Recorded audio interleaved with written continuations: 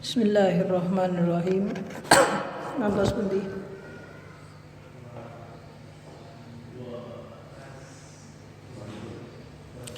Wa sunnah.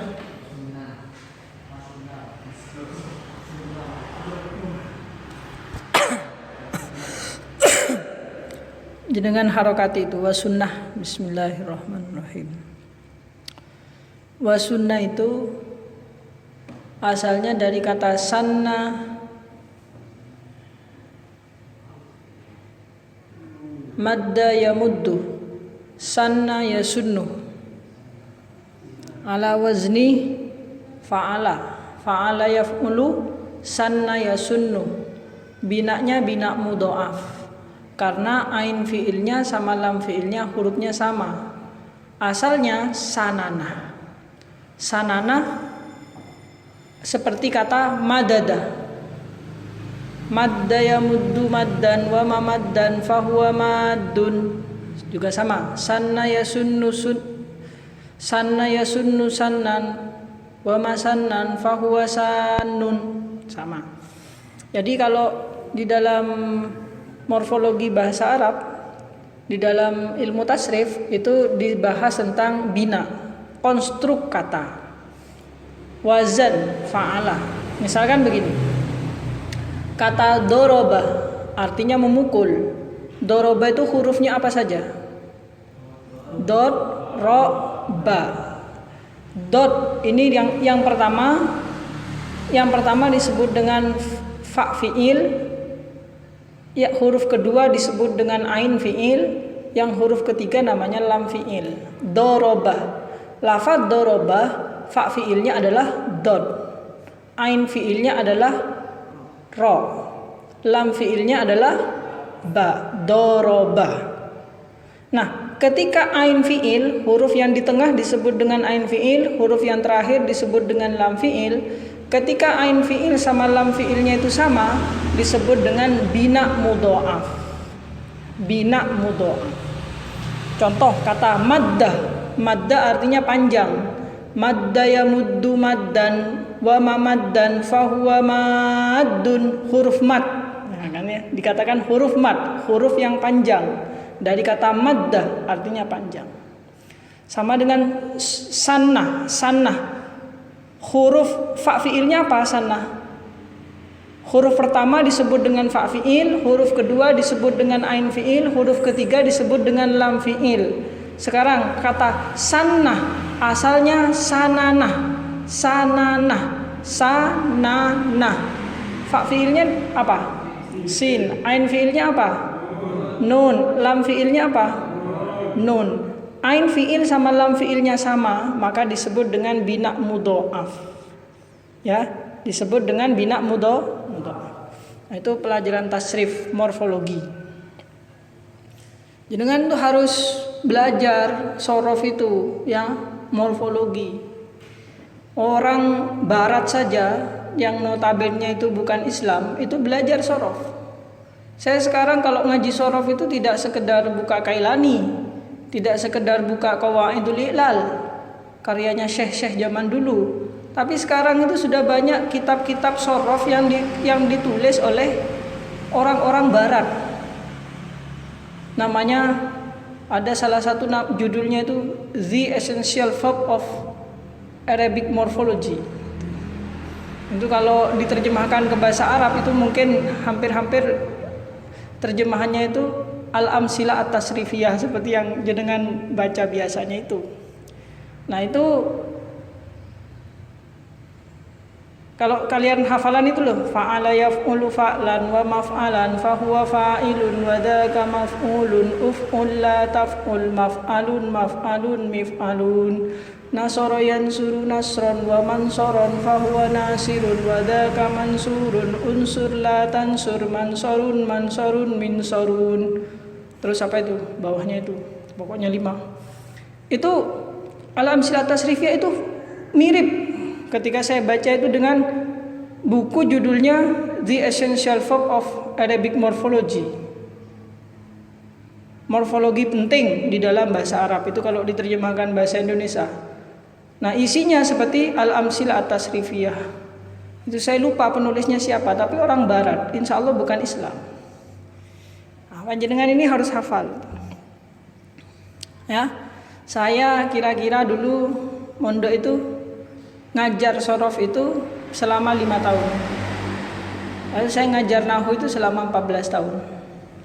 Mulai tahun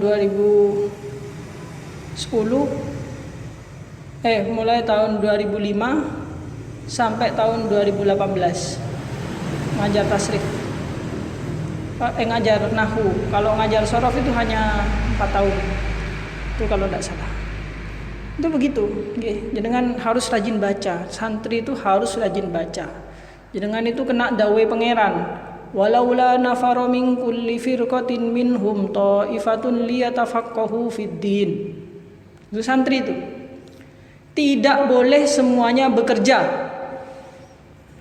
Hidup itu tidak boleh semua orang hidup hanya untuk cari kerja. Ya harus ada, bahkan itu wajib. Tapi tidak boleh semuanya itu hanya getu kerja, apalagi getu berpolitik. Tidak boleh. Harus ada sebagian yang menekuni agama. Walaula nafaru min kulli firqatin minhum ta'ifatun liyatafaqahu fid din. Harus ada sekelompok kecil masyarakat, sekelompok masyarakat yang konsentrasi belajar ilmu. Ya, di mana siapa itu? Santri. Dalam satu desa harus ada satu santri. Ya, tujuannya apa? Liyundiru qaumahum idza raja'u ilaihim. Tujuannya ketika kalian kembali kepada masyarakat itu mendidik masyarakat, ngajar. Jadi panjenengan sekarang waktunya konsentrasi kepada ilmu. Nanti hikmahnya juga iya, tapi yang penting adalah mencari ilmu. Liyatafaqahu fiddin, mencari ilmu. Tujuannya apa? Liyundiru qaumahum idza raja'u ilaihim, supaya kita bisa mendidik masyarakat. Masuk ketika pulang nanti pasti dipercaya masyarakat. Ada masyarakat nanti ngomong, Ustaz, pulang dari pondok pasti dipanggil Ustaz. Ustaz, niki putra kula, tolong biar bisa baca Quran, minta diurui. Jadi begitu. Itu namanya walaula nafaro min kulli firqatin minhum ta'ifatun liyatafaqahu fid din. Harus ada beberapa orang dari satu desa, satu kampung yang mengerjakan amal liyatafaqahu fid din, belajar agama. Tujuannya liyundiru qaumahum idza raja'u ilaihim, liyundiru untuk mengingatkan masyarakat, qaumahum masyarakatnya, idza raja'u ketika mereka kembali, ilaihim kepada mereka. Sampan mulai nang omah, nanti sampan tuh harus mengajar. Kerja, iya, tapi tidak boleh melupakan mengajar. Maka di sini nama pondoknya pendidikan perguruan. Orang dididik untuk menjadi guru. Pendidikan perguruan agama Islam, PPAI, pendidikan perguruan agama Islam.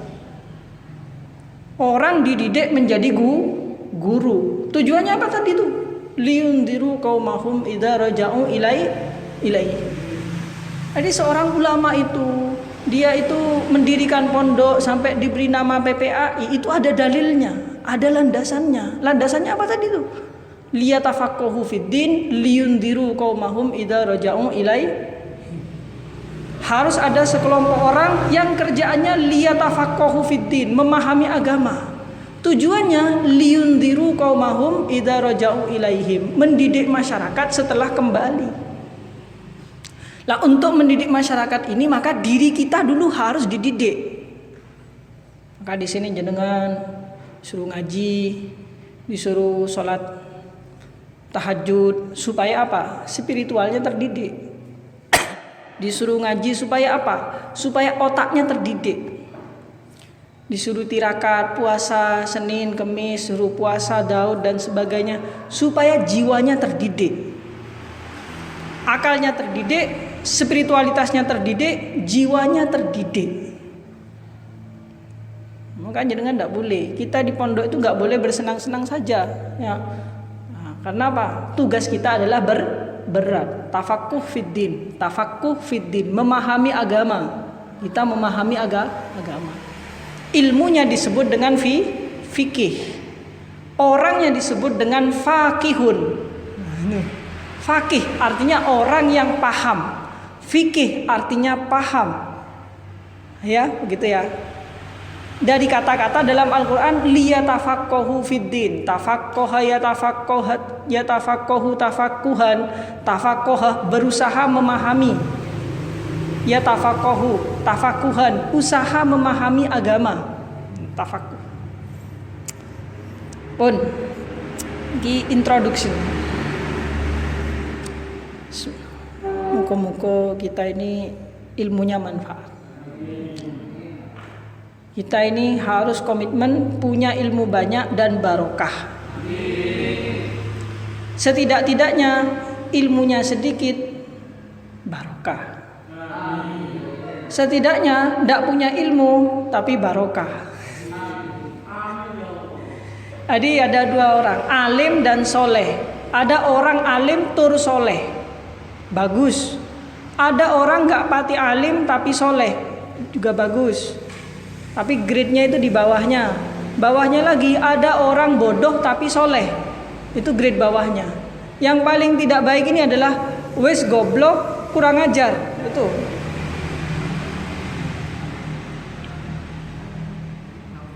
Bawahnya lagi alim kurang ajar. Wong pinter, orang pinter atine bosok ngakali orang. Orang bodoh jujur diakali orang. Itu repot. Ya lebih baik jadi orang pinter tur jujur, orang pinter tur soleh, gak ngakali orang plus gak bisa diakali. Tapi kalau orang pinter atine bosok, itu senengane ngakali wong. Ya. Orang goblok soleh, diakali orang.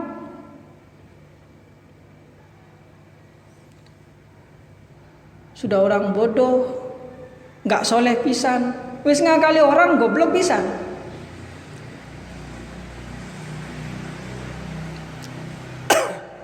Itu jadi harus penting antara keilmuan dan keimanan, antara keilmuan dengan kesalehan. Orang tambah pinter harus tambah soleh, begitu ya. Punten nggih. Jenengan sedaya niki insyaallah muga-muga soleh sedaya. Dan gak cukup diamini saja. Bismillahirrahmanirrahim. Wa sunnalan dan sunnahake.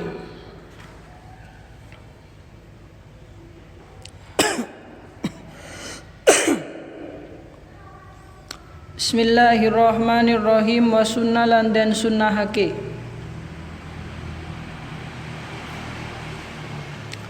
Lil mutawaddi gaduwe wong kang wudu.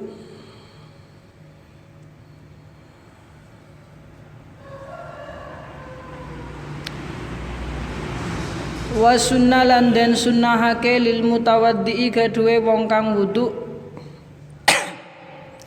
Walau bimain lan senajan kelawan banyu.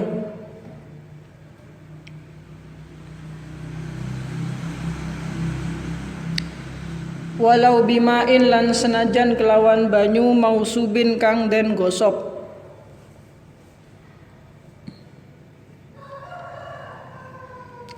Alal aujahi ing atase kaul kang luweh kuncara. Alal aujahi ing atase kaul kang luweh kuncara.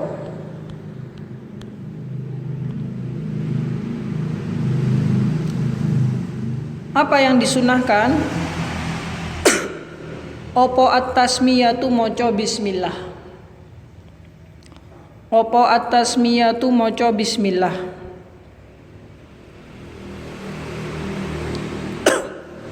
Awwalahu ing dalem kawitane wudu. Awwalahu ing dalem kawitane wudu.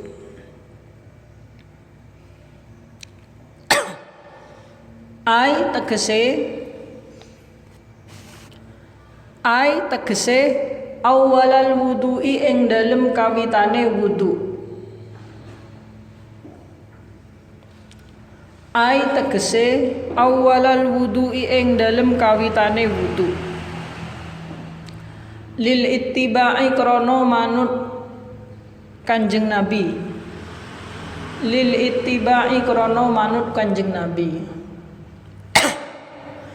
Jadi salah satu kesunahan di dalam wudu adalah membaca bismillah. Membaca bismillah itu hukumnya sunnah. Sunnah di dalam wudu. Ya bacanya bismillah itu ya ketika dia itu cuci tangan, ketika dia itu sebelum masih hendak mau membasuhkan air ke mukanya, ke muka. Itu baca bismillah dulu. Atau kalau pakai kesunahan yang lain cuci tangan ketika wudu itu kan sunnah. Jadi sebelum wudu itu cuci tangan dulu itu kan sunnah. Itu baca bismillah dulu. Nah ini ada hadisnya. Jangan boleh catat hadisnya ini biar iling. Hadisnya begini. Kullu amrin. Saya diktekan kalau. Kullu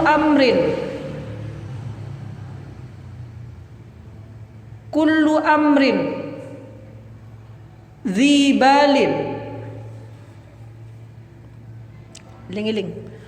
Kullu amrin dzibalin la yubda'u. Bisa nggih? Saya diktekan nggih. Kullu amrin dzibalin la yubda'u bismillahirrahmanirrahim fahuwa aqta'u. Kullu amrin dzibalin la yubda'u bismillahirrahmanirrahim fahuwa aqta. Itu hadisnya. Kenapa kita setiap memulai sesuatu pekerjaan itu baca bismillah ya. Itu hadis kenapa kalau kita itu memulai sesuatu yang baik ya harus baca bismillah. Artinya begini, artinya itu kullu amrin, sudah semua nggih? Yang nulis sudah. Kullu amrin dzibalin la yubda'u bismillahirrahmanirrahim fahuwa aqta. Artinya semua hal dalam kurung pekerjaan, semua hal dalam kurung pekerjaan yang baik yang tidak dimulai dengan bismillahirrahmanirrahim maka dia itu terputus. Suatu hal yang baik, kullu amrin, setiap perkara, dzibalin, yang punya bernilai baik, la yubda'u, yang tidak dimulai bismillahirrahmanirrahim dengan nama Allah, dengan menyebut nama Allah, maka fahuwa aqta, maka dia itu terputus. Terputus artinya tidak ada barokahnya. Maka itulah kenapa kita memulai semua pekerjaan itu harus bismillah. Nonton nggih? Tuh. Dan ini bismillah ini haram dibaca untuk melakukan perkara yang haram. Misalnya kata nyolong kan dosa. Mau coba bismillah dulu. Itu haram.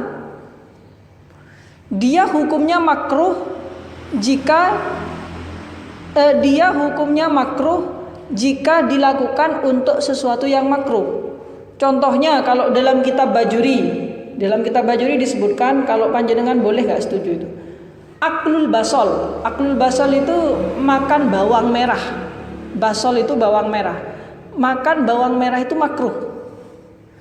Di dalam kitab Bajuri disebutkan memakan bawang merah itu hukumnya makruh. Kenapa? Bikin garai bau mulut. Maka memakan bawang itu menjadi makruh untuk kita baca bismillah. Coba pekerjaan apa yang makruh itu? Yang makruh, pekerjaan apa? Pekerjaan apa makruh? Pokoknya setiap yang makruh, tidak menyenangkan, pekerjaan yang tidak menyenangkan itu dimulai dengan bismillah, maka hukum baca bismillahnya juga makruh. Itu satu. Tapi kalau dia suatu pekerjaan yang sunnah atau pekerjaan yang wajib dimulai dengan bismillah, maka dia sunnah. Aklul basol, jadi makan apa? Makan bawang merah itu hukumnya makruh. Sehingga membaca bismillah ketika membawakan bawang merah itu menjadi makruh. Itu ada.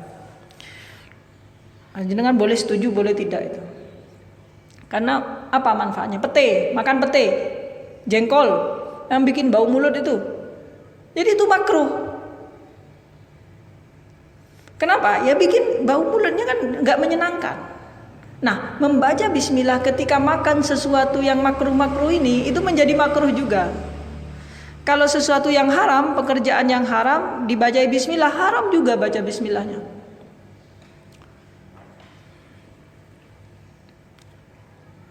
Sampai di sini ada yang perlu ditanyakan?